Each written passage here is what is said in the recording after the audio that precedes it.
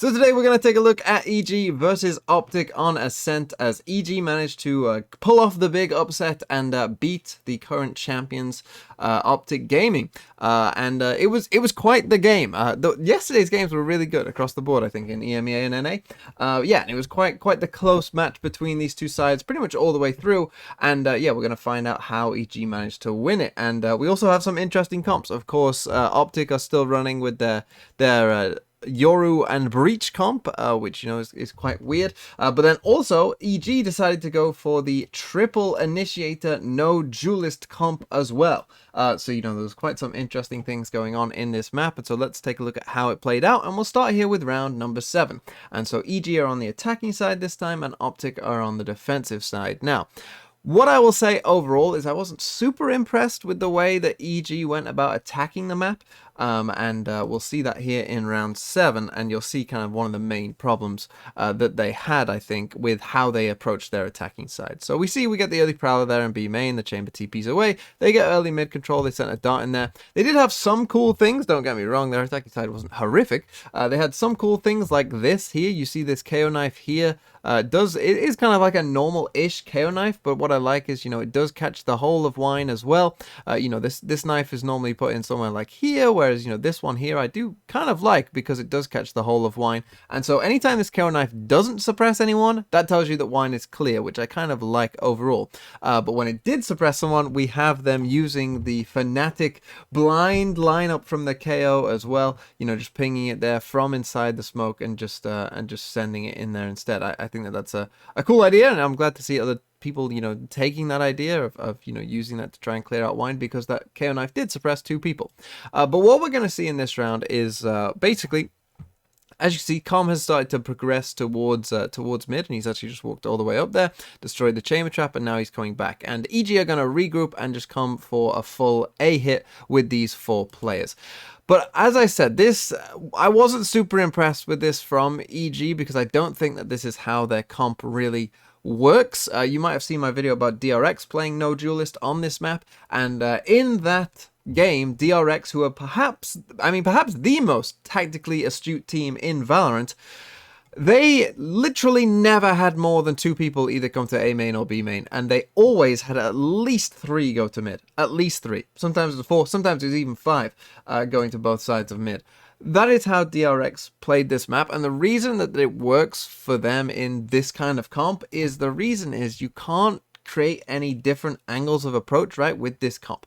You're all going to be running in here. And so if you're all just running in there, everyone can just start spraying you down. If there's no, like, you know, having to move your crosshair somewhere else, it becomes very easy for the defenders. And I think that you know, kind of cost EG quite a bit here on their attacking side, as we're going to see in this round, because they have a perfectly good idea here, okay? They get the Fade Haunt in here. You'll see it just here on the top, right? It doesn't scan anyone. They send in the Fade Ult even. They get a Sova Dart in. You know, they send the Prowler in here, as you can see. But the problem is, Marved and Ye, and eventually FNS when he comes here as well, they're just going to start spamming this, right? They're just literally just going to start spamming the smoke, and there's literally nothing EG can do. You see Marved, he's just spamming into the smoke. The flash comes through, and Ye TP's away, FNS comes through the smoke, and Victor ends up getting one as well, right? They just end up spamming through the smoke, and that is the reason that I don't... You can't really do this with a no duelist comp. You can't just go through A main, because what just happened exactly will happen, where everyone just dies exactly on the choke point, because there is no, you know, different angle of approach. Everyone's just all the defenders can just spam you straight away. And so as we see here with Calm coming round, and he's gonna manage to find 1 kill, but obviously at this point in a 4v1 without the spike, he was never really going to win this round, and so it ends up going to OpTic there in round 7. But it wasn't all doom and gloom for EG's attacking side, as we will see here in round number 11. Again, they are just going to group up A, and it starts with this KO knife. As we see here, it doesn't get anyone, right? So you know that wine is clear straight away. So that's a nice little advantage for them overall, and so they feel free then to kind of, you know, just disrespect this one-way smoke that knife didn't see anyone, and in they are going to come. And I like some of their ideas. You can see we've got like the KO ult popping here as well. We get this Fade Haunt up here. If we just run it forward a bit as well, we'll get this Sova Dart just tagging this wall here, and I really like this as an idea, because the Fade Haunt obviously is going to kind of clear all of this space here, but it won't get anyone behind this box or behind these boxes. So you send the Sova Dart in there, which is then going to scan all of the backside here. So basically, you know, they're using the comp here where they know if anyone is in sight. The only place that they aren't really aware of is in hell. That's the only place that someone can be at this point. And so with that information and with the KO ult popping, they feel confident. They send in the Oma Flash. They feel confident to come in onto the site. And crucially here, I like this from Apoth as well. He's going to TP on top of the gen here. And that's going to be crucial again, as I said, that now they've got this tiny bit of space, and with the suppress as well, and there's no smoke here, you know, and defenders are more likely to sort of leave. I think with the KO ult, this can work because you're going to get Apoth close enough to where he can do this and, you know, create those different angles of attack that if there were defenders here, they'd have to look at that and they wouldn't be focusing on everyone running in onto the site. So this was a much better take overall with the KO ult here. I really like the positions of where they put in the dart and the haunt. And we've also got Com ulting on the Sova as well down here. So you're just getting a ton of pressure, right? That anyone in here is in trouble from the Sova ult. You've got the KO ult popping off as well. Like, you know, they just chain a bunch of ults together and it works really nicely for them in this round. They managed to take over the site. FNS is going to try and make a play here and stop the spike planted, which he does, but Jogmo is able to trade it out. We end up in this 4v2. Victor, the smoke fades for him at kind of the wrong time. Yeah, he does get a no scope, but he's just going to end up saving the op here to end round 11. And so you see with, you know, with things like a KO ult that are going to, you know, suppress everyone and push people back a bit more and make people a bit more scared to peek out with no utility, this kind of thing can work for you. And this was a really nice round for EG, and I kind of like, you know, the thinking behind, you know, where that knife was placed, where the Fade Horn is placed, where the Sova Dart is placed, right? Like, because they have a lot of info utility, so they need to make sure that, you know, it's not being redundant and being used to cover the same areas. So I like that they seem to have, you know, a pretty good plan of where to put them. But now let's come to the defensive side, and we'll start with round number 19. And you can see by the score, it's 11-7 to OpTic, and EG are going to make a big comeback, and it starts with this round right here. And you can see that really their buy isn't that great. They have 2 rifles with light shields, but other than that, it's not really looking too good for them. So this was a really, really crucial round, and some crazy things happening. On the whole, it was well played by EG. So OpTic start with a bit of mid control. They do this TP that they did before with the Yoru. They destroyed this chamber trap that's often put in mid here with the Yoru clone, which I kind of like. You see Jogmo doesn't want to be put on TikTok everywhere and be put on every highlight clip ever. So he does shoot the clone, even though I'm pretty sure he knew it was the clone.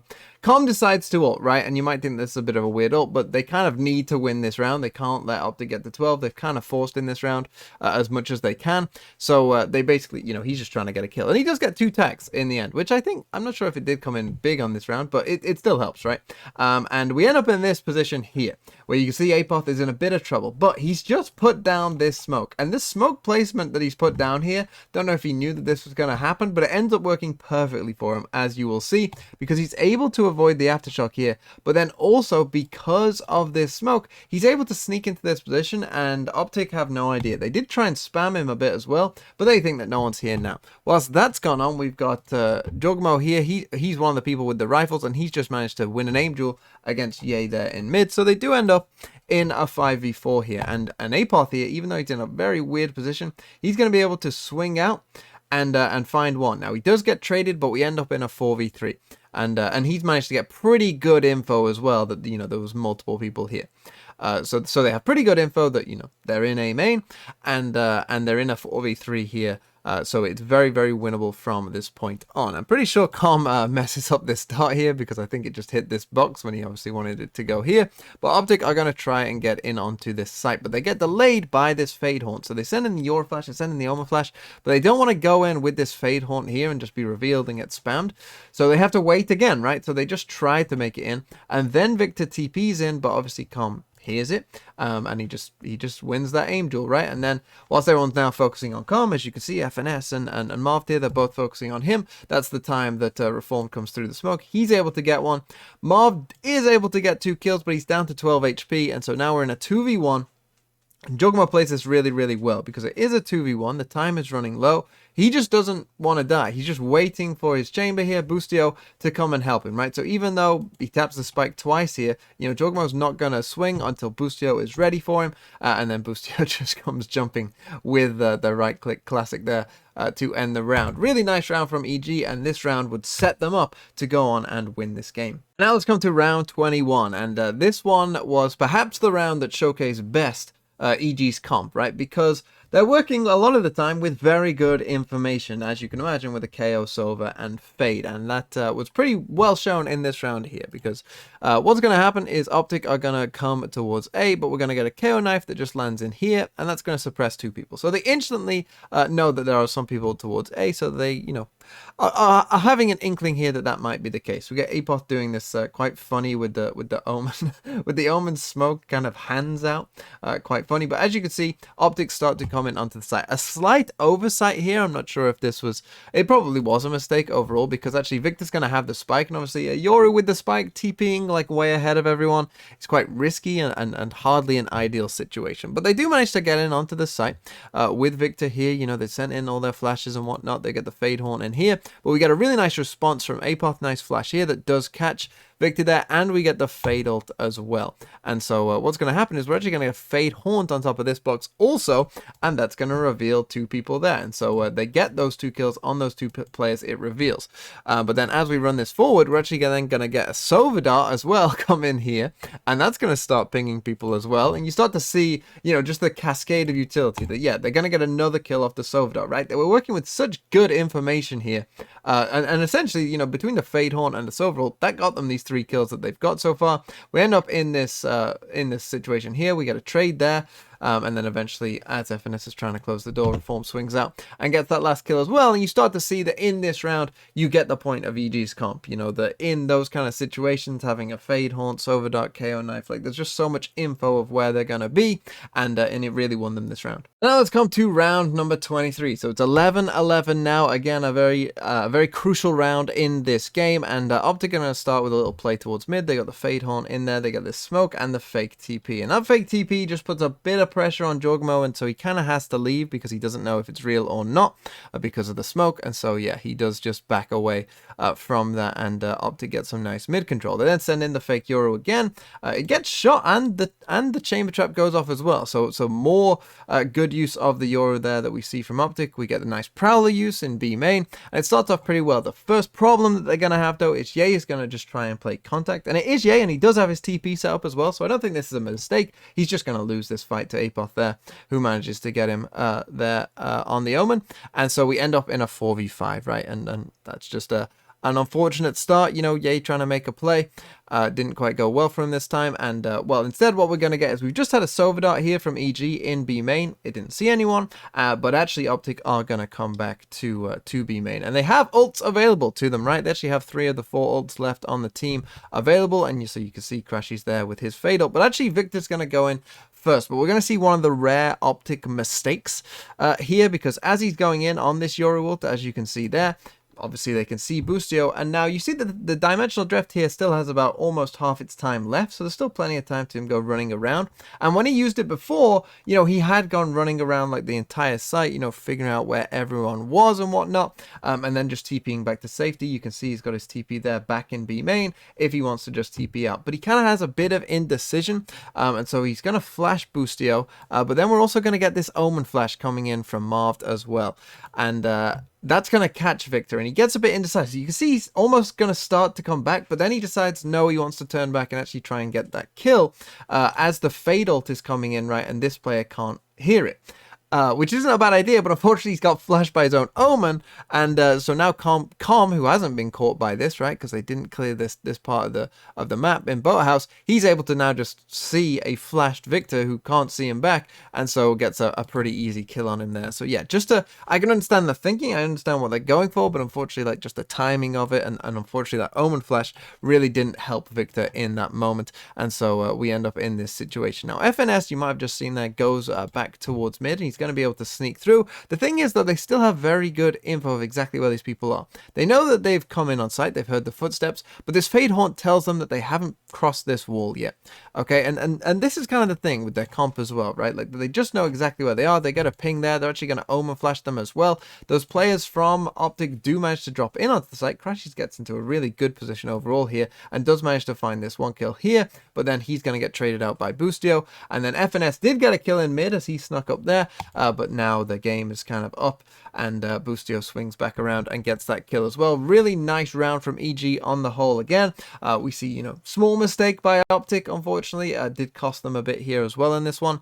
But yeah, another really nice round from EG. And finally, let's come to round number 24. And again, we're going to see a great little idea from EG to start. They send in this flash, then the dart, so that no one destroys the dart rack because they're all flashed. And then we've just got Com with his Odin just spamming at that wall, and he manages to get the first kill and a lot of damage onto the other OpTic players as well. Really, really nice idea from them. They then suppress A main. They see people are in there. Boostio is actually going to miss this first shot, but the timing for him is really good here, because whilst he does miss the first one, he's going to find the second one here on Marv. Really nice shot. And then just at that time, yeah, he is just at the point where he needs to destroy this chamber trap, and he's TP'd just back here, as you can see. So he's actually going to manage to destroy the chamber trap, but then Boostio is right there to swing out perfectly timed to get that next one as well. And so we end up in this 5v2.